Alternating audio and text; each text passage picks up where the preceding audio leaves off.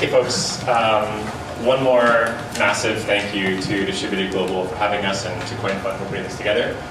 Big round of applause for both organizations. You guys are really like the linchpins of the kind of quality events in the New York ecosystem. There's been just so many great events here at the DG space. They've hosted us in the past for just kind of brainstorming sessions and stuff, so we're really appreciative of that.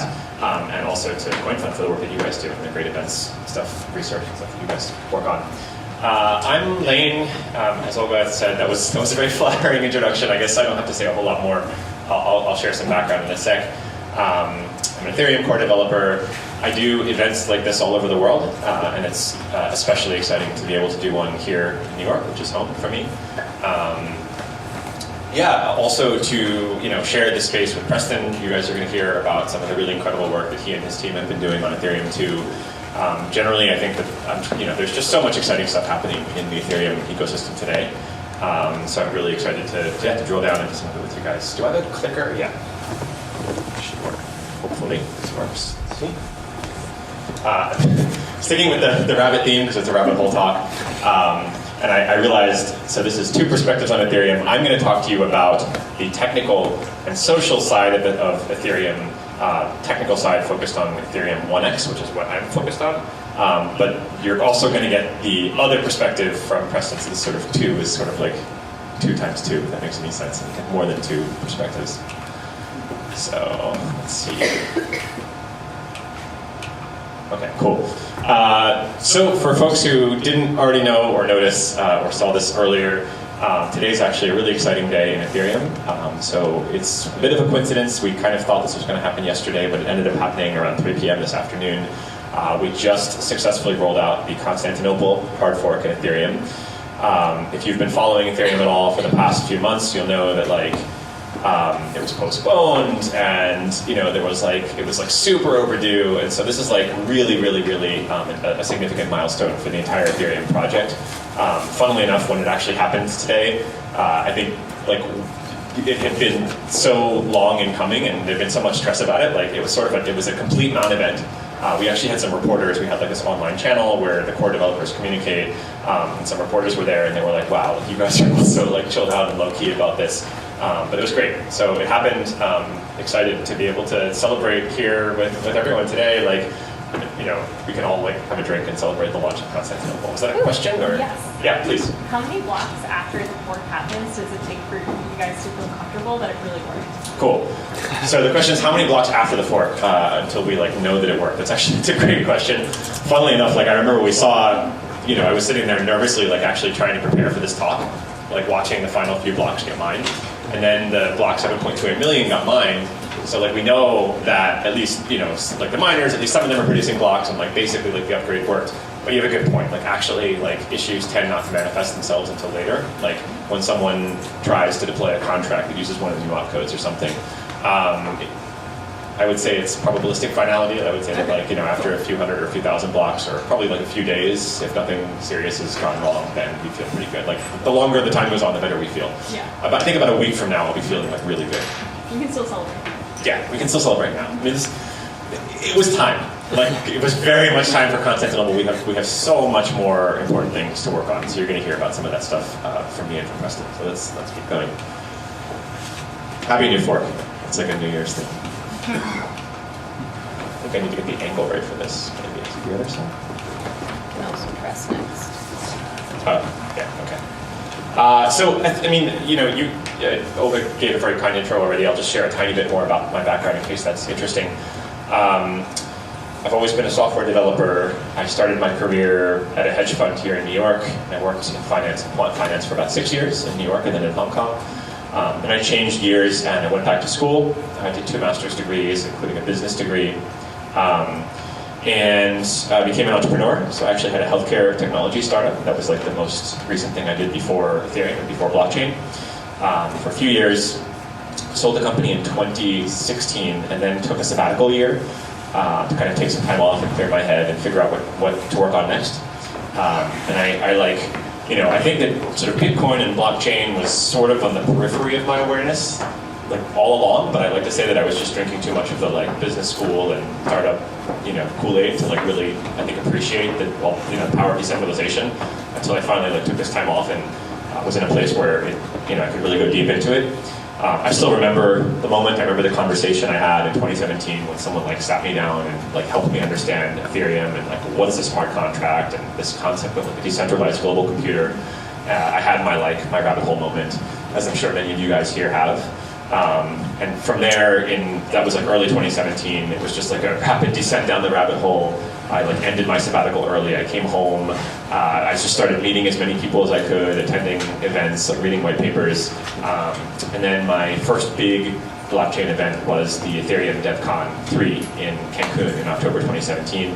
I met a lot of Ethereum Foundation people and just Ethereum stakeholders there, and joined the Ethereum Foundation shortly after that.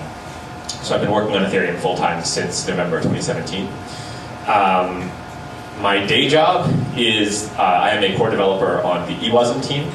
I think we'll talk a bit more about eWASM in a moment, but it's an Ethereum Foundation team, one of the core teams that's working on both ETH1X as well as ETH2.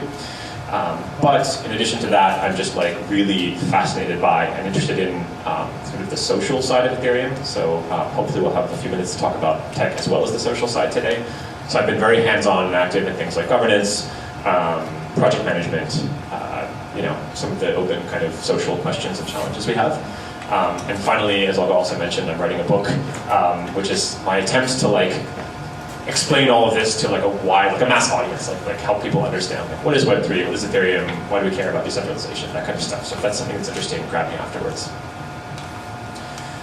Cool. Yeah. So let's dive into the technical side of Ethereum. So I think it helps to have some context. Right? So remember that Ethereum is a relatively young project. It launched in 2015.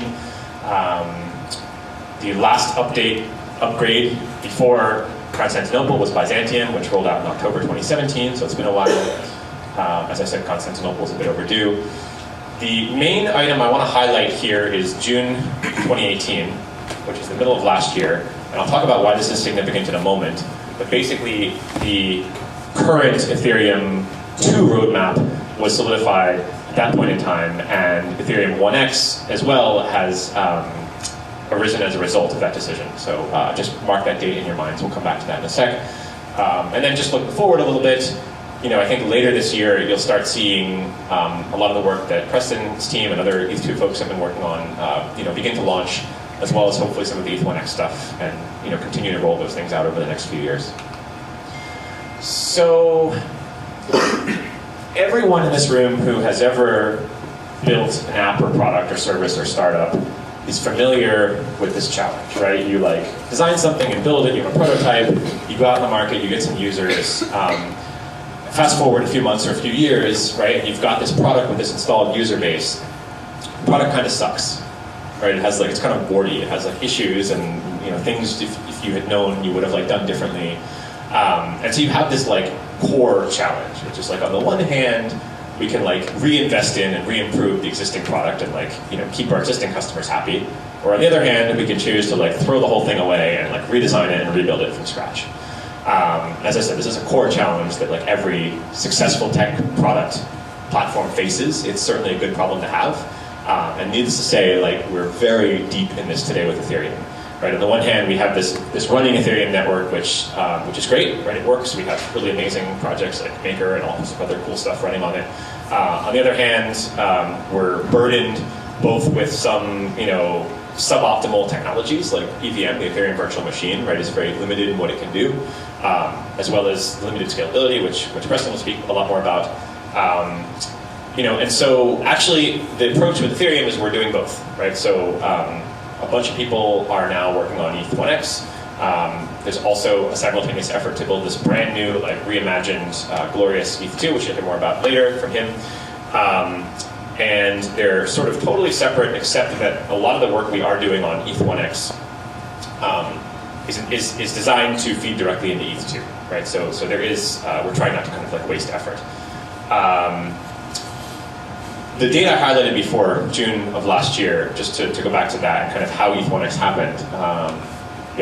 So I'll explain a little bit of the backstory of ETH1X. So in a nutshell, Ethereum 1X is an initiative to to recognize both the limitations of the existing Ethereum network, things like the scalability, EVM, things like that I mentioned, as well as the opportunity we have to improve Ethereum as it is today without, in parallel to ETH2. In the meantime, we'll be kind of wait for ETH2 to launch, and maybe even after that.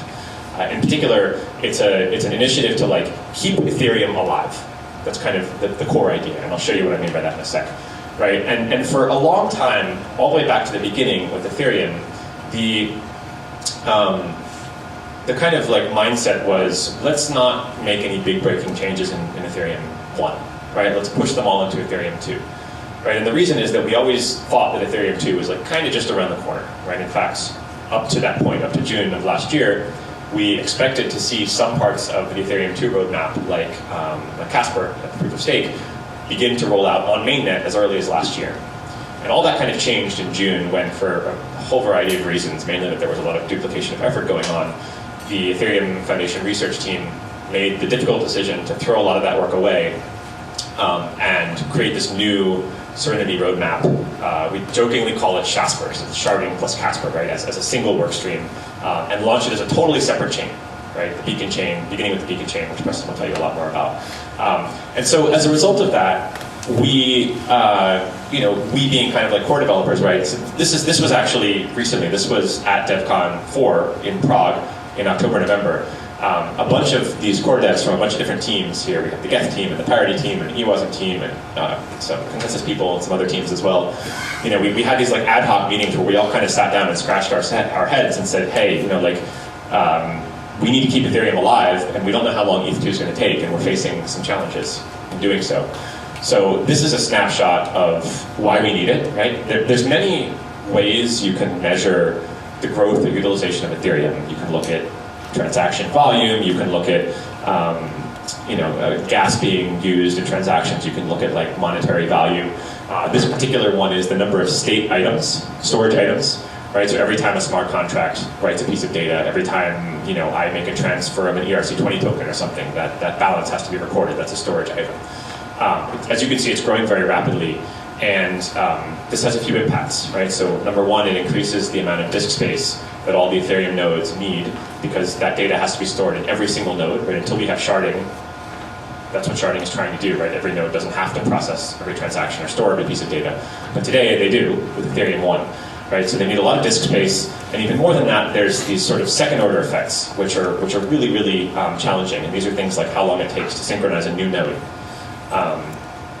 In fact, people don't realize this, but the scale of Ethereum 1 is in fact bounded by I/O, by disk I/O right now, because of things like this.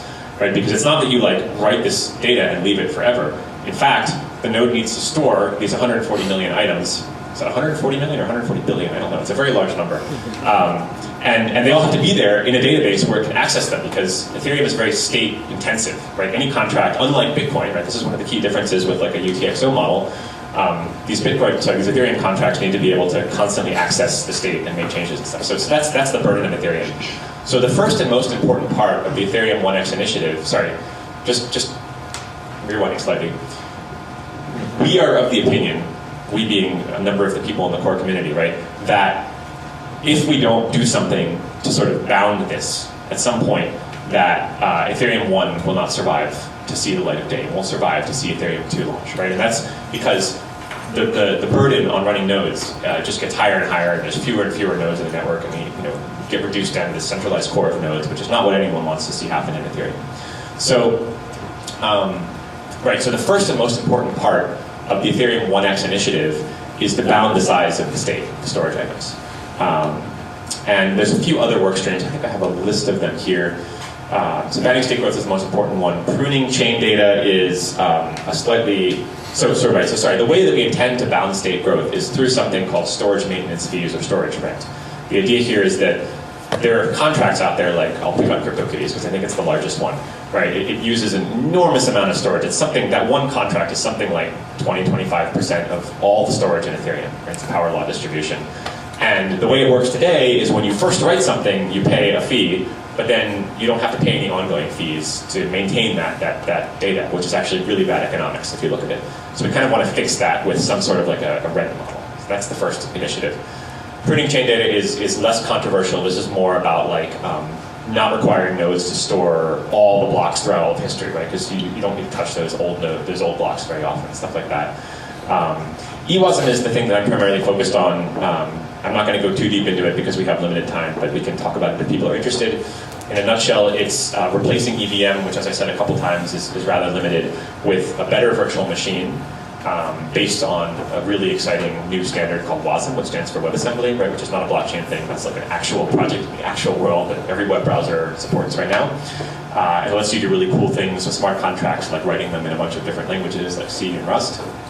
And then the fourth work stream right now in ETH1X is a simulation group that's studying producing simulations as a way to just test the impact of these changes and figure out like what we need to change in what order.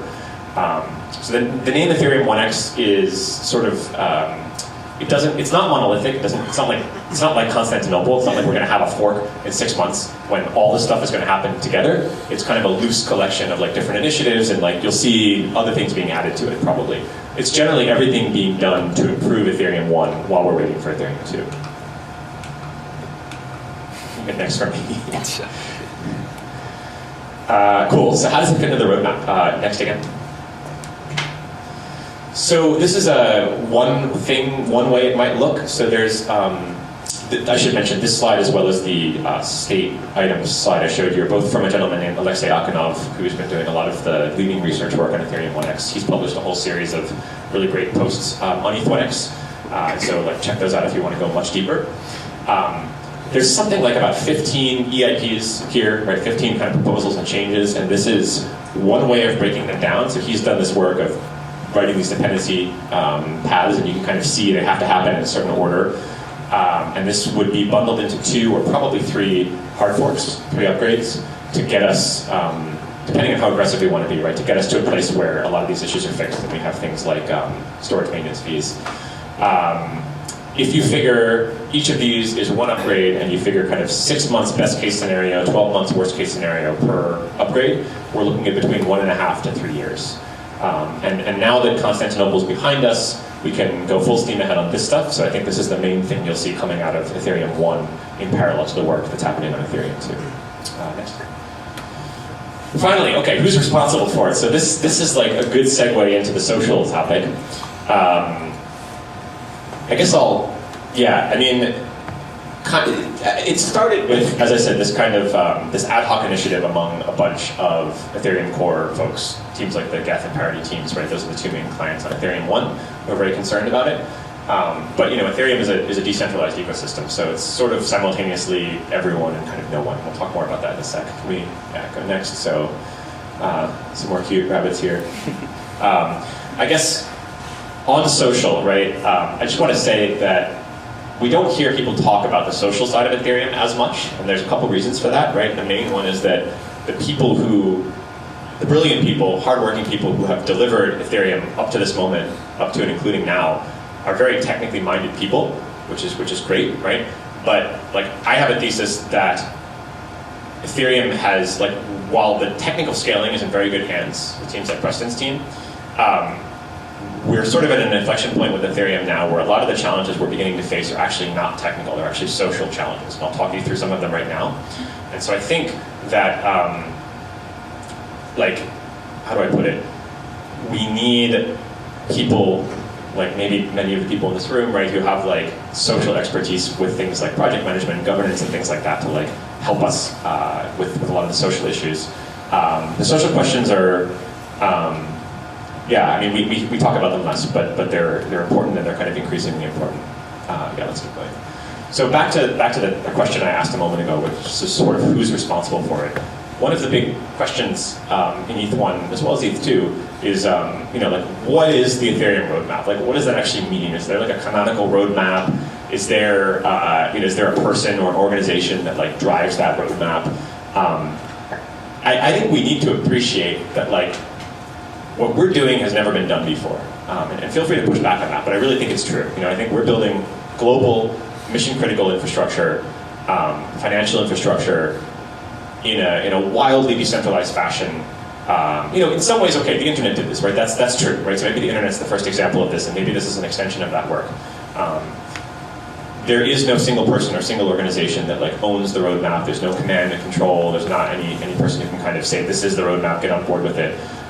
In practice, what we see with like, and Preston can speak to how this works in ETH too, there are people and organizations, Ethereum Foundation being the most obvious one, that are very influential, send strong signals and people listen to them. But there's a lot of pushback as well, right? There's a lot of cases where in the sort of canonical, Ethereum 2 spec that's been produced, there are cases where other teams test things and say, hey, this doesn't work actually, I think we should do things another way. So, it's challenging, right? It's never really been done before. And it's all happening out in the open, right? And so everyone can kind of see our dirty laundry and see when we make mistakes and we backpedal and we change our minds, and that's sort of the Ethereum way of doing things. And I think as a result, there's been a little bit of a narrative that's emerged in the past few months, which I'm sure many of you have seen, which is kind of like, Ethereum is facing an existential crisis from blank, like fill in your favorite smart contract platform, which is promising it's going to launch, fully sharded, blah, blah, blah, a month from now or a month ago or something. And it's not innovating fast enough. I mean, there's a little bit of truth in that, right? Like let's be honest, right? Like Constantinople took way longer than it should have, and we're in a place right now where it is very difficult to make breaking changes, right? Like we want to do this storage rent, storage maintenance fees thing, and like that's hard, right? That's like a political thing to do, and we haven't been very good at politics historically. But I think the Ethereum way of doing things is open and decentralized, and like we wouldn't sacrifice that for anything, right? So to the extent that you're excited about Ethereum, coming to events like this, building on Ethereum, you should be excited about those things too, right? And if you want to embrace a project that's doing things the boring way, the centralized way, like there's a million projects out there to choose from. Let's go to the next one. Project management and governance, rewind even a couple years, 2-3 years, Ethereum was like a tiny thing, right? There was literally like 5 or 6 core developers. And in a situation like that, everyone knows each other, first name basis, they trust each other. Project management is not so critical, but that is like wildly not the case anymore in Ethereum. It's much closer to 100 people, core developers working, and that's just layer 1 right now. We have a dozen teams around the world, some big companies, some tiny little hobbyist projects with 1 or 2 people working on them. Everyone has like an equal voice in the project. And so we're at a place now where we really need project managers. We need people who understand deadlines and roadmaps and accountability and communication to begin running interference and begin just coordinating among all the different teams. And so that's happening. We launched an initiative recently called the Cat Herders, which is kind of like a tongue-in-cheek name.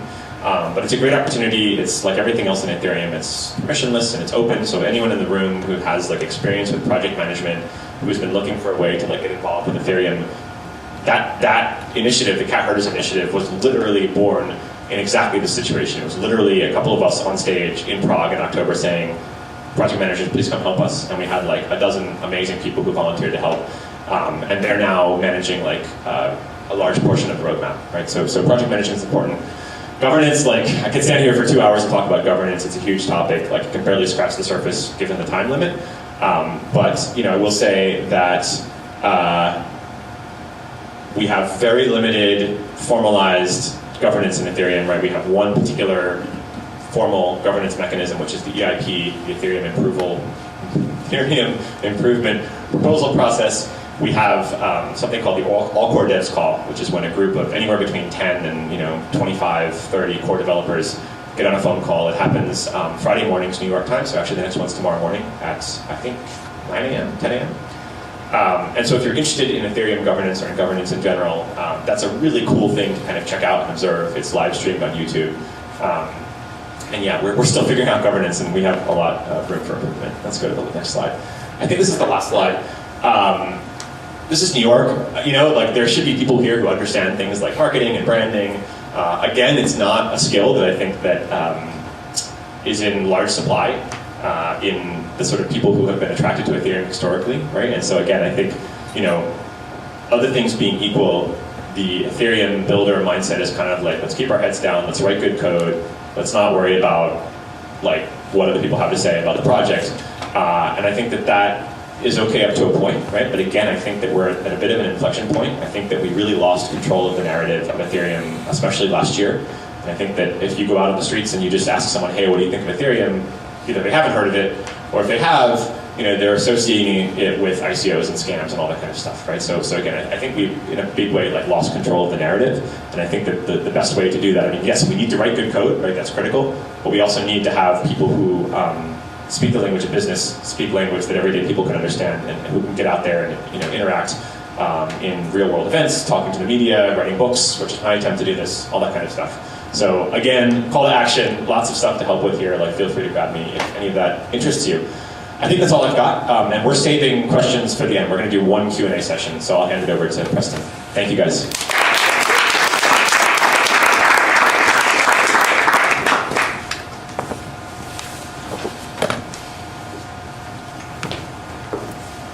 Point it at like the left side. Or should I help you, I guess? Okay. Hopefully it works. Okay. Yeah, my name is Preston Van Loon. I work on Ethereum 2.0. I help co-founded a team called Prysmatic Labs. We're a completely independent team that's come sort of out of nowhere. Back in January last year, we thought, along with many others, that the spec for sharding Ethereum 2.0 looked like it was complete, it was ready to start building, but nobody was really working on it. So we sort of collected on Gitter or whatever your favorite chat room is at the time, and we were asking the same questions, self-organized, came together and just said, let's just start doing it. So let's dive into what is this Ethereum 2.0, and first of all, why do we need it? Okay, so why do we need it? The biggest problem here is that Ethereum doesn't scale. So if you think about Ethereum, the theoretical limit, how many transactions could we fit into a single block if we were optimizing for the highest number possible, is somewhere around 27 transactions per second. But these are just simple balance transfers. These aren't contract calls or deployments or anything that makes Ethereum what it is. So it's not a very meaningful number. A typical max that we'll see when the blockchain is at full capacity is somewhere around 14 transactions per second. And if you think about this on a global scale, Ethereum is at 100%, but on a global scale, it's not even 1% of the world. So if we are meant to be a true world computer, we've got a long way to go. Especially if you want to compete with somebody like Visa, even just for simple balance transfers, they're doing thousands of transactions per second. So one thing that I hear sometimes is oh, well, layer 2 is coming, so why don't we just put it on layer 2, and why do we actually need to do all this work for Ethereum 2.0? Well, if you want to have a great blockchain, you need to have these three properties. It needs to be scalable, it needs to be fast, it needs to be decentralized, and it needs to be secure. The thing about layer 2 stuff is that you're probably giving up some part of this triangle just so that you can increase the scalability. So if you're running your own sidechain, it's kind of centralized, right? You own the servers, you're doing everything. That's not going to satisfy this trilemma perfectly. On top of that, you're still limited by the throughput of the core protocol in some way in layer 1, because you're at some point have this connection between the two. So it helps for applications, and it's going to be where a lot of the real massive scaling is going to be, but it's still not going to fix the fundamental problems of, we've already seen Ethereum max out and not even 1% of the world's using it. Okay, so let's take a look at the roadmap. The general roadmap for Ethereum 2.0 is this phased rollout. Ethereum 1.x is actually going to be happening in parallel, but it's at the beginning of the slide because we're doing it now. This is sort of the stopgap, like Lane said. If we don't do something now, we're going to be in big trouble.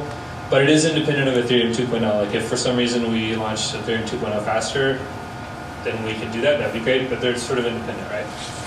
So this includes things like eWASM, storage rent, state pruning, things that are making the blockchain better. The first fundamental phase of Ethereum 2.0 is phase 0, which is this beacon chain. Now, the beacon chain is mostly just a proof of stake chain. We have the one-way deposit from the Ethereum 1 chain to Ethereum 2, and then we introduced finally like actual blockchain entropy. And then in phase 1, we bring in the concept of shards. So the beacon chain is just one chain. With phase 1, now we have 1,024 shards. They can be linked with each other through crosslinks, and finally we have some mechanism for decentralized, like better peer-to-peer communication. Because if we're going to do something like this, it's the existing technology is just not going to work. So we'll be figuring it out in phase 1. Phase 2, this is when a lot of the interesting stuff comes in, and the world starts to resemble what we know Ethereum 1.0 to be. So until phase 2, we won't have any kind of on-chain layer 1 state execution.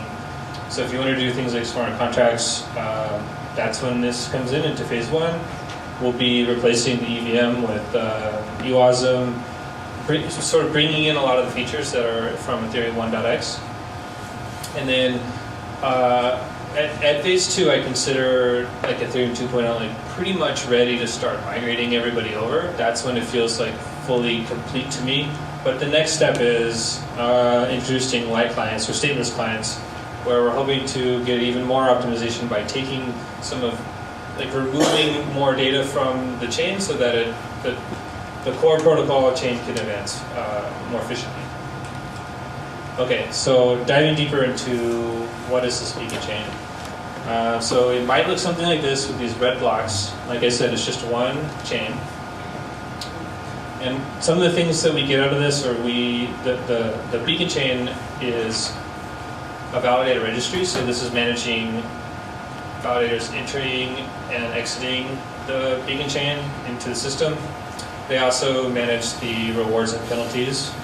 So that would be slashing liveliness penalty if you're a participant. If you're a participant but not participating, then you're going to be penalized until you eventually are ejected. But if you're acting and participating like you should, then you're going to be rewarded. And that's all happening in the beacon chain. Additionally, we have shuffling, randomness. This is really important for validators because if they could dictate where they were going to go, then we could see very easy attacks on shards where validators are colluding that they're all going to attack a certain shard at a certain time. But with this verifiable randomness, that's going to be a shared security pool and actually not possible to do. And the fourth key thing here is we get finalization from proof of stake. So using the Casper friendly finality gadget, we can actually finalize blocks in time. So we have some certainty or absolute certainty that there's going to be no reversion from that point in time. So in the proof of work chain, you hear about the 51% attack, where this is, we have a fork in two chains, and then eventually the attacker's chain becomes longer than the original chain, and then there's a reversion or reorg. With blockchain finality, it's just not possible to happen. So that's really key feature.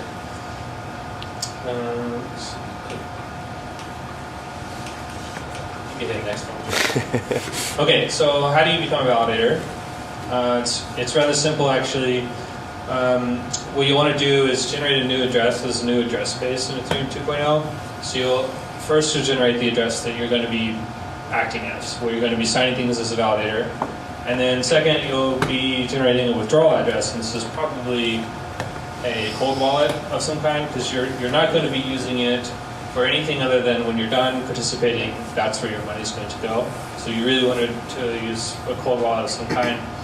So once you have that information, you'll take 32 ETH on the proof of work chain, and you'll sign some information about you as a validator, basically signing that these are the addresses that you want to participate in. After some amount of time, specifically 1,024 blocks, your deposit will be considered for voting.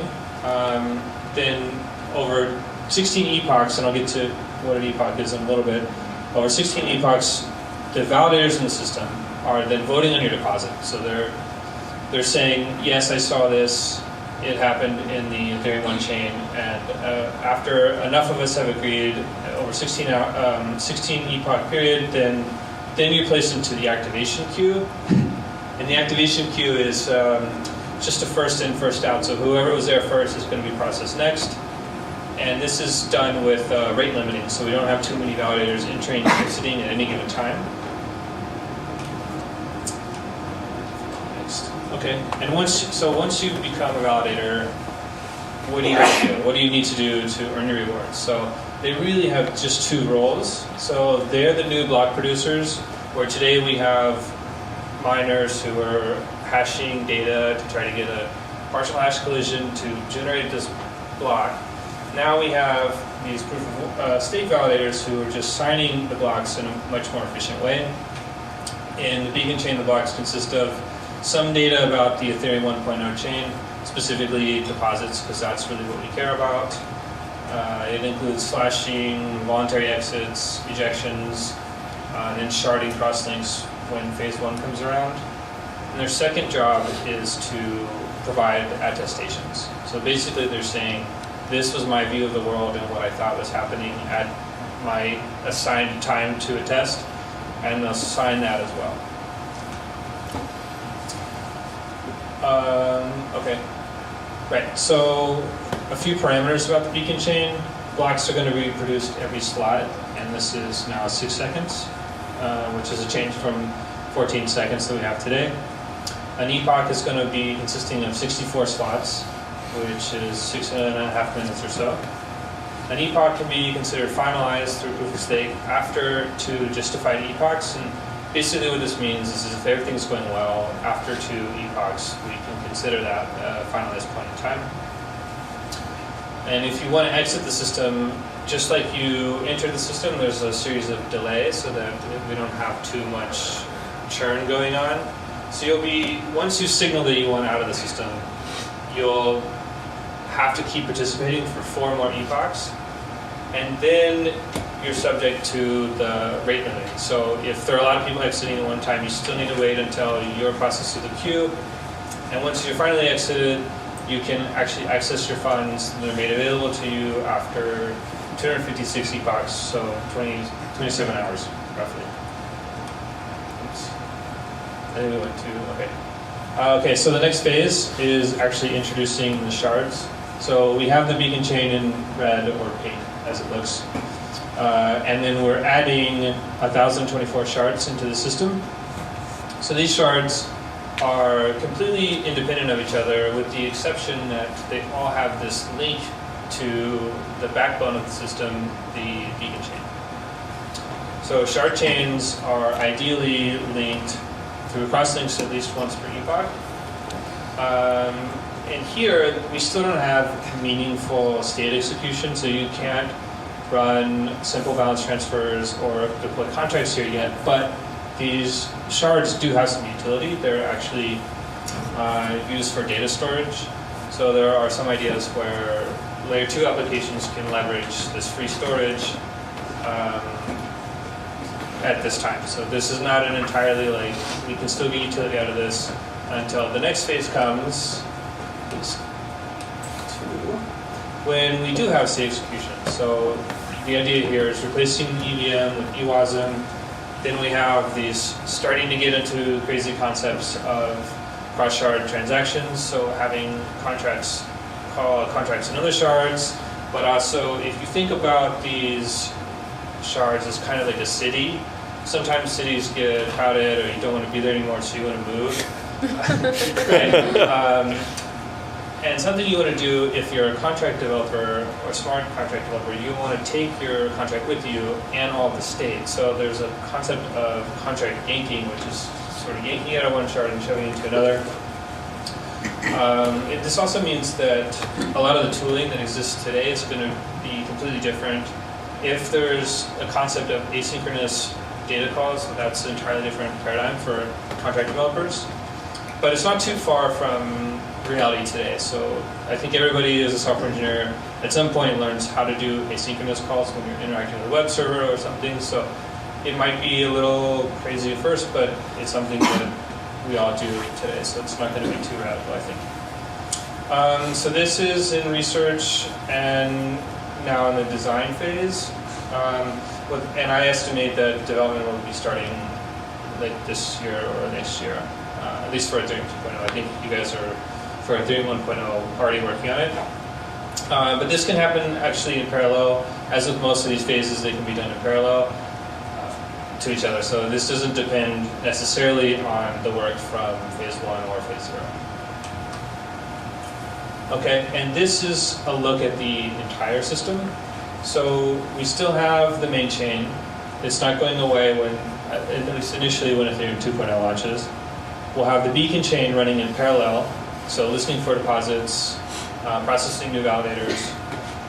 This provides random numbers, the proof of stake system, and we have the shard chains, which are considered like a data layer, and then we have the virtual machine. So all these pieces are being done and worked on in parallel.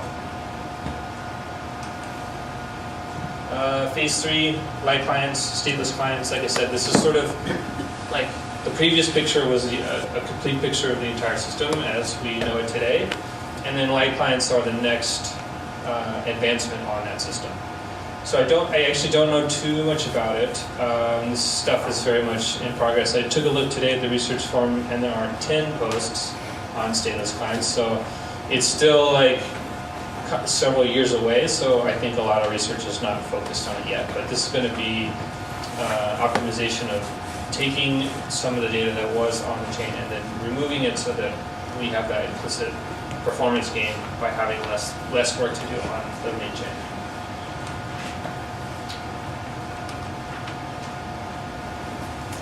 Okay, taking a look at some of the numbers, and these are obviously subject to change. We are thinking that to become a validator, you'll need to deposit 32 Ether. To launch, we're going to have 1,024 shards. Each shard would have a committee, and a committee consists of 111 validators at minimum. So what this means is you're going to need at least 113,000 validators, so for a total of 3.6 million Ether at stake, with a calculated reward of 4.206% per year of interest that the honest validators are being rewarded. And I call this the maximum reward because if this is the minimum we need to start the chain, and increasing the number of validators decreases the reward, this must be the theoretical maximum that we can have as a validator. So if you get in early, you'll be earning more. And looking at the next slide, real quick, the numbers that are ideal for cross-linking, so that when we have enough validators that every pod contains a cross-link for every shard, we would actually need, the first two parameters are the same, but now we need 256 validators for each committee. So that would now require 8.3 million Ether to be at stake. So you can see that now the annual interest rate for participating has gone down almost by half, not quite, but almost. So there is an incentive to become early. So even this number of ETH is only 8% of the whole system, and if you think that being a validator is easy and you're sort of long on your ETH position, you may want to do this. So I foresee this number going way up in time, and we'll be seeing a lot more people participating in the system. Okay, so where are we today? Ethereum 1.x we saw is already in progress. People are working on it and talking about it and coming up with ideas. That's all working in parallel to this. The phase 0 beacon chain, the test network. Well, multiple teams are promising test networks, and these are just months away. Most of them, I've heard at least 3 teams are self-included, claiming that in March we'll have something. And by something, what I mean is that we'll have a single client, short-lived test network. So this might only run for a couple months, and we might tear it down at any point. But the idea is that it'll be feature complete for all the beacon chain functionality, with the exception that we don't have cross-client interoperability, which is still really important. I expect that will be coming sometime this summer. So with those things in mind, padding that estimate, we can see that by the end of this year, we'll have the entire beacon chain ready for like a long-lived testnet. So then phase one, the research I think is nearly complete, but researchers are not advertising that we start development on it yet. So this is probably not going to be started to be worked on until the end of this year or the beginning of next year. Phase two, research, like I said earlier, still in progress, design in progress.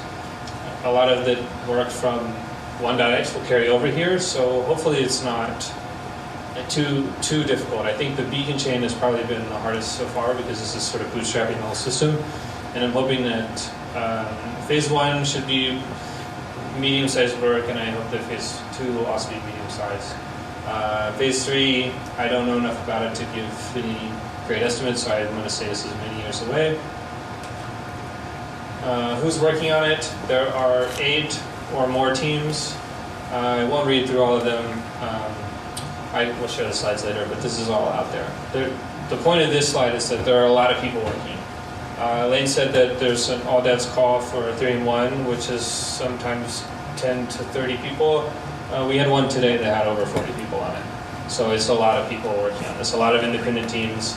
You'll see only one team is Ethereum, and everybody else is either independent, self-funded somehow, or funded through Ethereum grants like we are, or just working on it for fun. A lot of people are just interested in understanding technology, building this out as a hobby they hope to take full time. So it's really cool to see a lot of people working on it. Next slide. Okay, and I think that's the end, and we'll wrap up here with Q&A. So Flane, if you want to come back up.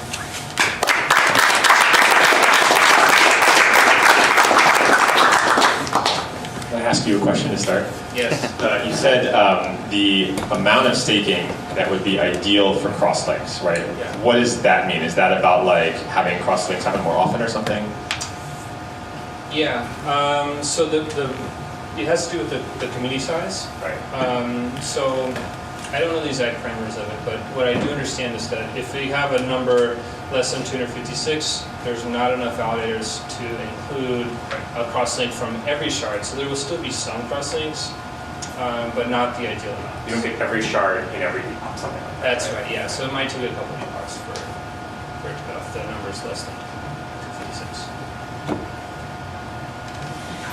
How are those numbers selected?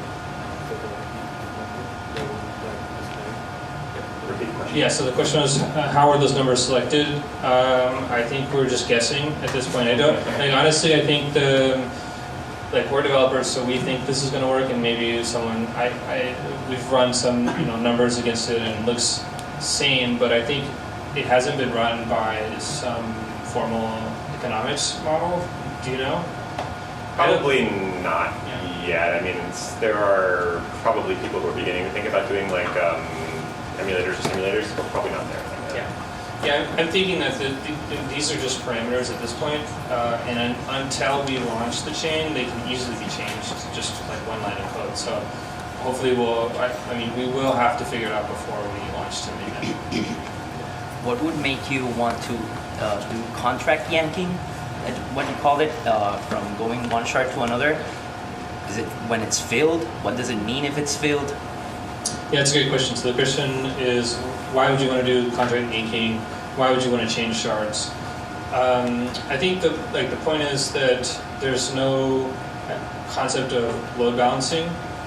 You would have to opt into load balance. So if let's say shard 1 has CryptoKitties on there and they're just sending tons of transactions, they're totally bogging it down, but you're not involved or don't have anything to do with that, you might want to move your contract to a space, to another city that doesn't have as much volume or it's not as populated. Is that incentivized in any way? Like, are you incentivized to move when, for example, like there's more, I guess, more latency to your contract calls?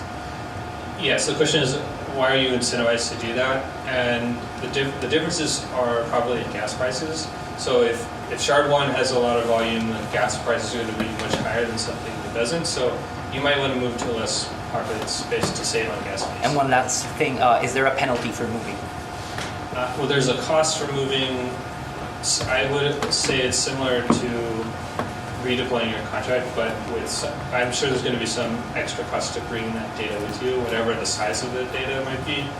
So it's not free, and it will cost something, but you would only do it if there was a big savings, right? Got it. Just to add a tiny bit, that's an excellent question. I think like understanding how a sharded blockchain works, like there aren't really any in production right now, so like we kind of need to learn. So there's a lot we don't know. We considered building load balancing into the protocol and making it explicit, but along with a bunch of other things, we decided that like we want to keep the protocol as simple as possible. It's kind of also part of the Ethereum ethos, right? Keep the protocol as simple as possible and kind of force that stuff either into layer 2 or in this case into a market. Right, and we actually think that economic load balancing, as Preston was describing, is better, right? You're going to see shards that become very popular probably because they have a lot of popular apps, dApps, or contracts in them, right? They're going to get more expensive as a result because the gas fees are going to go up. Just like Ethereum today, gas gets more expensive when there's an ICO going on or something. And then people would naturally migrate, right, to other shards. And actually, you keep mentioning the city analogy. I actually really like that, right? I think that one of the cool things, again, I'm postulating here because, we don't know, but like, in actual cities, in the actual world, right, you see things like, in New York, we have like a garment district, right, and you have like 8 shops in a row selling buttons, and they all kind of like cluster together, and there's reasons for that, right? There's like network effects, those businesses being together in a particular street. I think we'll see that happen in shards, right? I think that we'll see like a decentralized finance shard or shards emerge, right? Like Maker's gonna set themselves up in a shard somewhere. I mean, in practice they may be in every shard, but like, they'll start in one shard, and you'll see a bunch of other things cluster around them because of network effects. So it's going to be really cool to kind of see how that plays out. I might have missed this, but is storage rent on the ETH 1.x? Yeah. So the original name for this was storage rent. There's been a lot of back and forth about it, and in particular, one of the things that we are seriously considering instead of charging rent is actually like locking ETH instead, or more accurately. There'd be like a grandfather clause, right? So like contracts that exist today, so let me rewind a tiny bit, right? So the highest level concept here is like, you need to pay for storing data on the blockchain, right? And if you don't do that, what would happen is your contract at some point would get evicted, right? It would get, basically the data would be deleted. And so even if that happens, it can still be restored, right? Because sort of the immutability aspect needs to be maintained. But in order to prevent that happening, you sort of either need to like pay or maybe you need to lock Ether, right? And so like the most recent proposal was that contracts that existed prior to that upgrade would be able to lock some amount of Ether, I don't know, 5 Ether or something into the contract, and then like they would get, as a result, some large amount of storage state like indefinitely. But the point is we need to impose some economic cost on contracts for doing that. And maybe contracts that were deployed after that point in time would have to pay some sort of a rent. So we've sort of been moving towards this term storage maintenance fees, which is a slightly more general term. But this is also still in the research phase. Like we've been bouncing back and forth between these ideas. We haven't finalized it yet.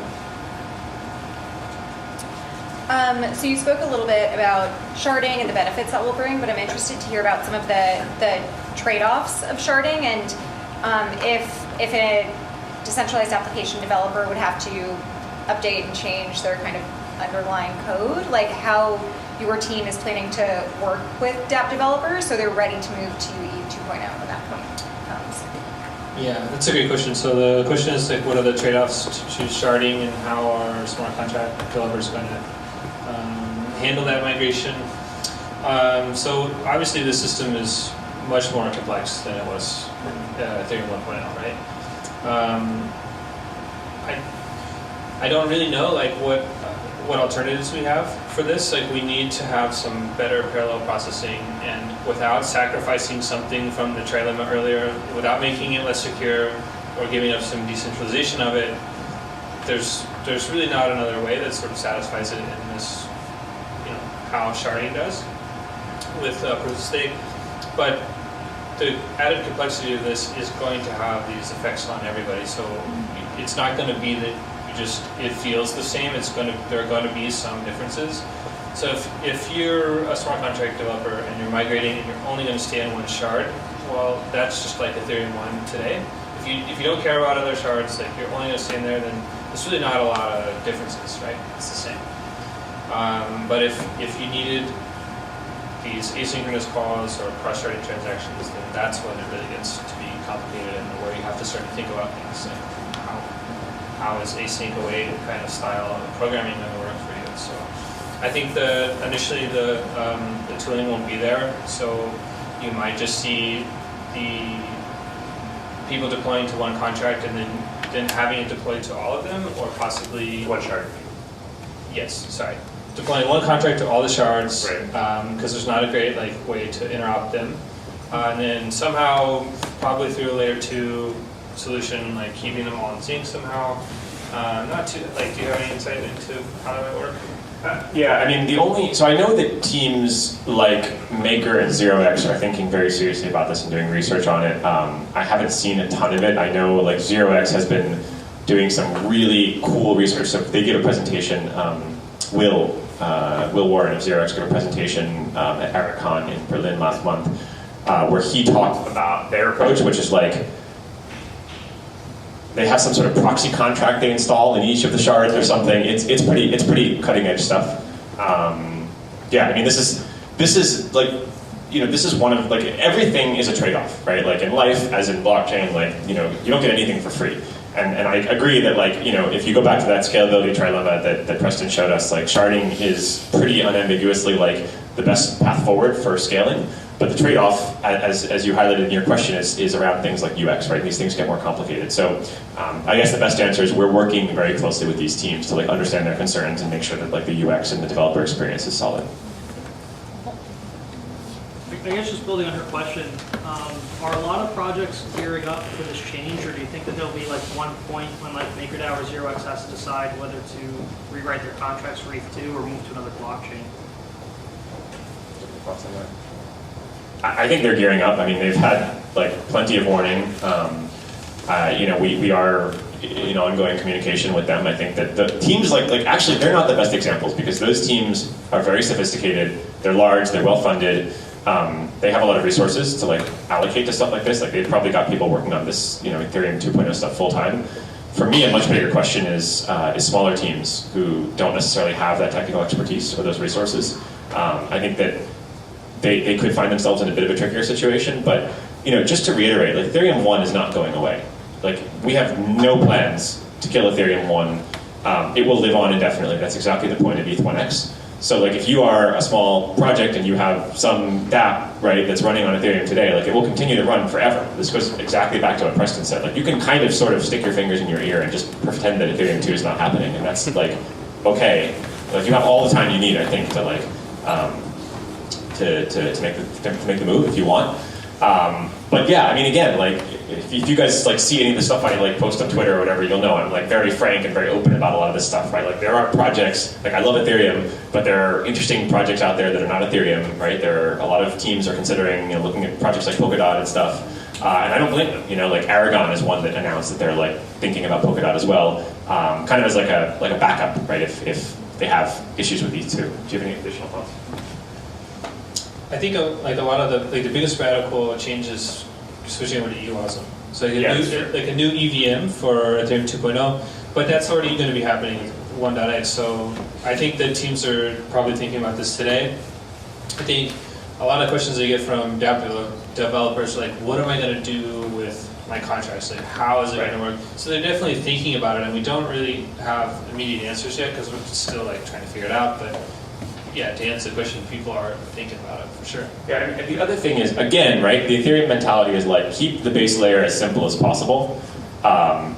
And so sharding is a great example, right? You can have a world where shards, I think it's called opaque sharding versus transparent sharding, something like that, right? The idea is you can make the shards transparent to dApp developers where they don't even have to think about it, right? There's a single address space and you just deploy and the system sorts out, does load balancing, etc. That's not our approach, right? Our approach is to make the base layer as simple as possible and push the innovation to layer 2.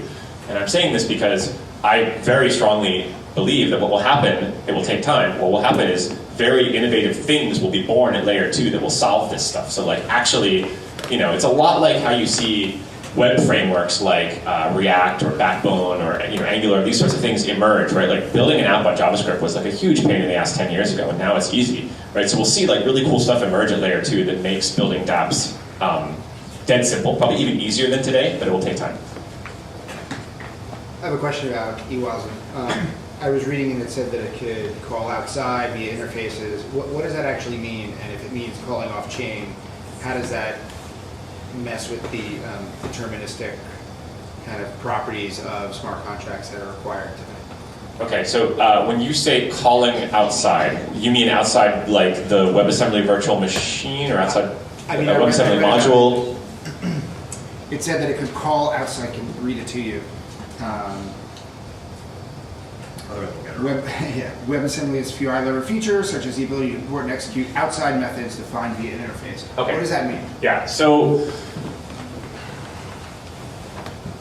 just to reiterate, right, WebAssembly is not an Ethereum-specific technology. Like, WebAssembly is a general-purpose virtual machine that was designed originally to run in the web browser and like replace existing technologies like Emscripten and asm.js and just let you run like arbitrarily like any piece of code that's written in any sort of like C compatible language, like compiled and run inside a web browser. But it also works outside the web browser, right? So just to clear a common misconception, like we're not building WebAssembly so that you can run an Ethereum node in the web browser. Like you can actually ignore the web part of it.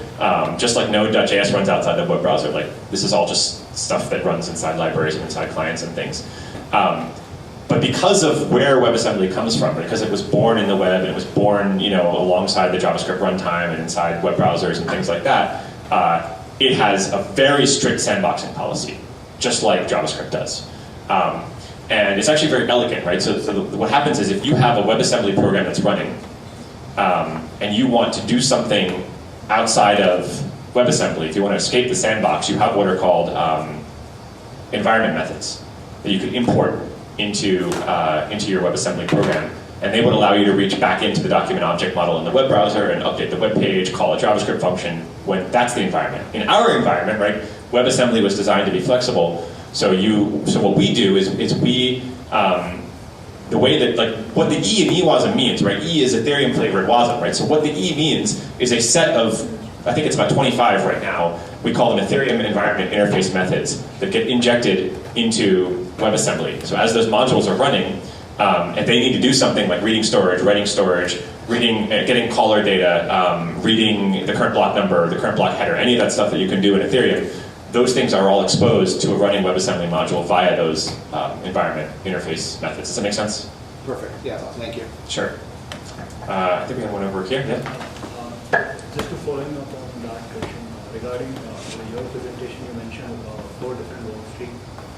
So like one of the work streams... The ETH1X work streams, right? Yeah, like one of the work streams was simulation. Yeah. So what kind of simulation you're running and like what kind of things you're testing? Cool. Okay, so the question, yeah. Yeah, like more details if you can like share. Sure. So the question was about the simulation work stream. So as I was explaining, Ethereum 1x is this loose collection of a bunch of different work streams, one of which is the simulation work stream. There's an organization called Whiteblock. It's a for-profit company. I think it's like whiteblock.io is their web address or something.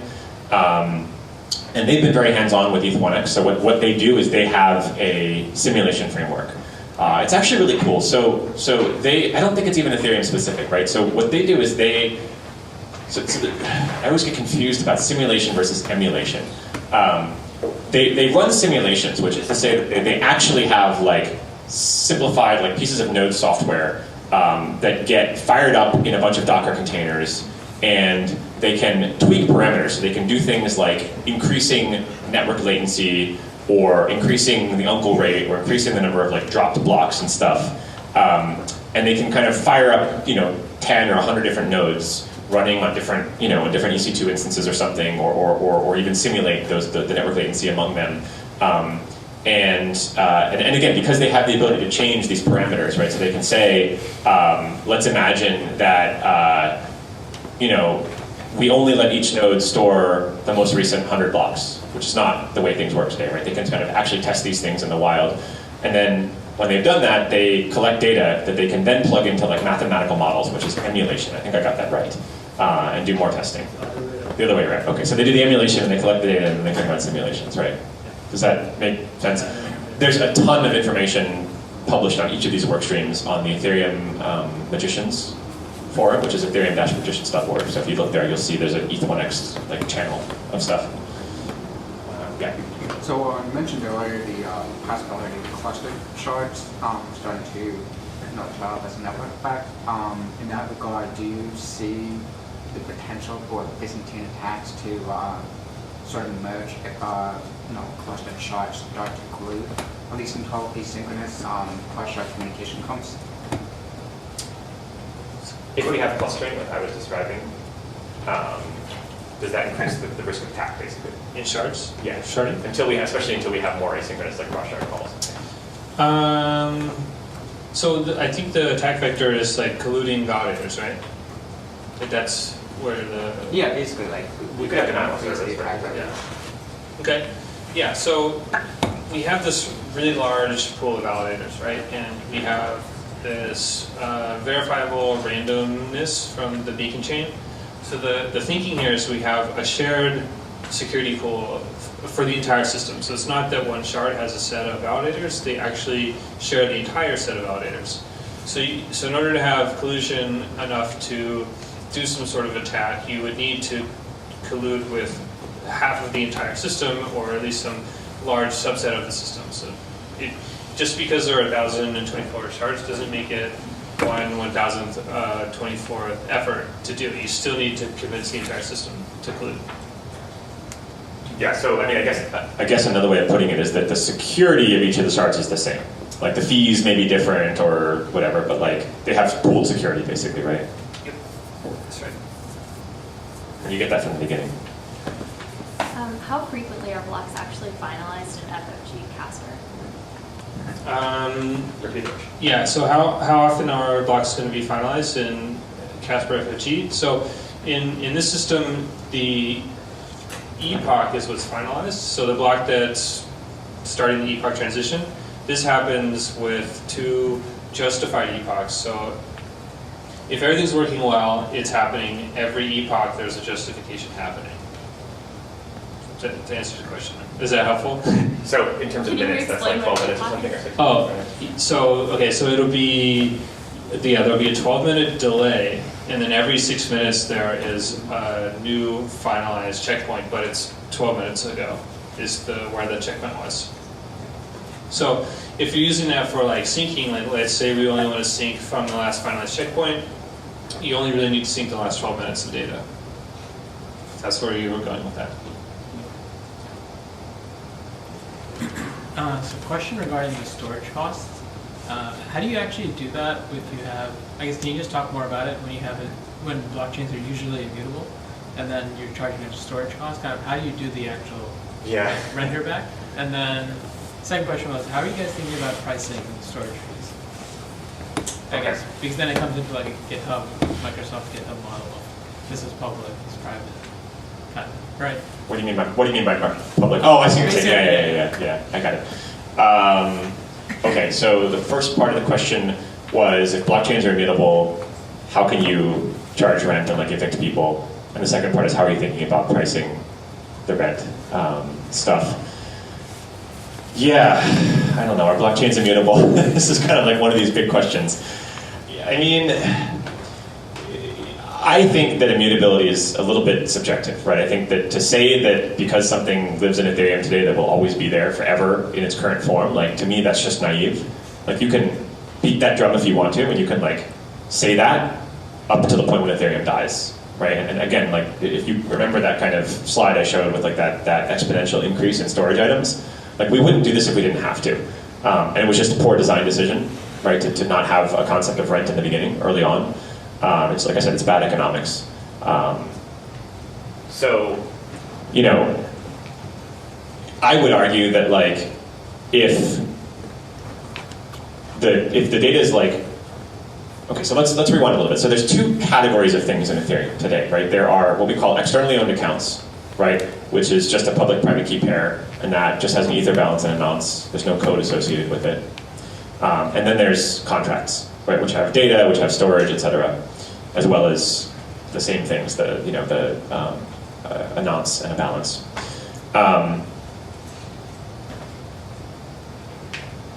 It's all evolving so rapidly. It's like so hard to speak confidently about it because like it's one of these things that changes on a week-to-week basis. If a contract gets evicted we leave in place, I think it's called like a hash stub or something, which is basically like the Merkle root of the state of that contract. And so what I'm suggesting is that, like, in a sense it is immutable because that's there and that will always be there, right? A single 256 bit value or something, right? And at any point in time, even if the state of that contract has been evicted and deleted, anybody can, or I don't know, maybe not anybody, maybe the contract creator, we're still working some of these details out, right, could come restore that contract. And we can validate that it's in the state that it was previously because we've stored this hash stub. And in fact, again, you suggested it's immutable, but like it's not immutable because you can do that today. The owner can do a self-destruct and delete that data, right? So immutability, like you could also rewind history and play back like all the blocks and transactions. That's immutable, right? So I'm just suggesting there's different ways to look at immutability, right? And then in the case of externally owned accounts, that's a little bit more complicated.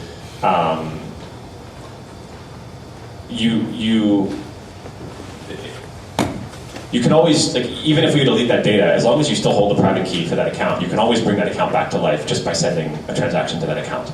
So that's actually less of an issue. We don't need the hash stub in the case of an externally owned account. Is that just for dust accounts?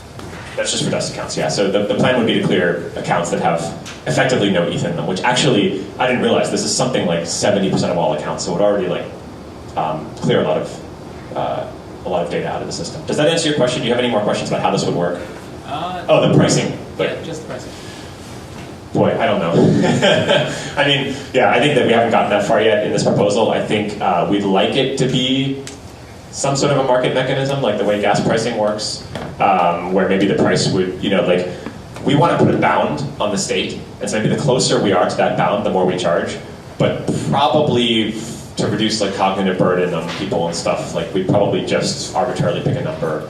Like I said, you lock 4 ETH into a contract and you get up to, I don't know, 128 storage items indefinitely, something like that. Try to keep it as simple as possible. Even if there's better economic ways to do it, it just gets very complicated in the user experience, the developer experience, like degrade very rapidly. That's the current thinking. Thank you. How is the locking different from what's happening now? Like, you pay gas for storage that basically you could wipe and get some gas back. So I guess it's the same idea. Yeah, I mean, the short answer is that like we're not charging enough right now. So another way of doing this, we've considered this. Another way of doing this is taking SStore, right? SStore is the operation, the opcode that writes a storage item, and just jacking the price up like 100x or 1000x. And in fact, yes, you could look at this like that because you do get a portion of it back later. So I mean, all I'm saying is we're just like severely undercharging right now. Any final questions? We've explained all of it there.